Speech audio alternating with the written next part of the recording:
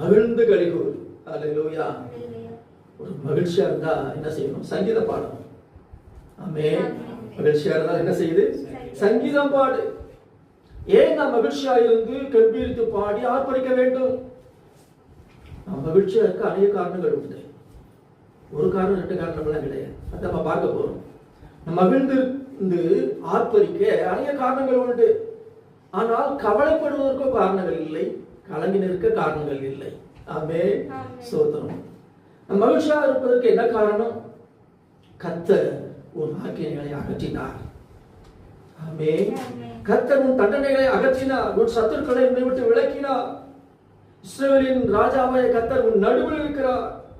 இனி தீங்கை காணாதிருப்பாய். அதாவது the Lord has taken away your judgments.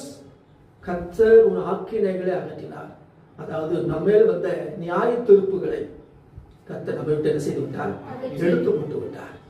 The Lord has taken away our judgments. ஏன் நமக்கு ஜட்ஜ்மெண்ட் வந்தது? ஒரு கோர்ட்ல கேஸ் அப்படின்னா என்ன வருது? ஜட்ஜ்மெண்ட் வருகிறது. நமக்கு என்ன ஜட்ஜ்மெண்ட் வந்துச்சு அப்படின்னா, நம்ம செய்த பாவத்தின் நிமித்தமாக ஒரு ஜட்ஜ்மெண்ட், ஒரு தீர்ப்பு வந்துச்சு. பாவத்தின் சம்பளம் என்னது? மரணம். அந்த ஒரு தீர்ப்பு வந்தது. அந்த தீர்ப்புகளை யாரும் என்ன பண்ணினாரா? நம்ம விட்டு எடுத்து போட்டு விட்டார். ஆமென். எடுத்து எங்கே போட்டார்? இயேசுவின் மேல போட்டு விட்டார். நமக்கு வந்த நியாய தீர்ப்புகள் எல்லாம் யார் வந்துருச்சுப்பார்?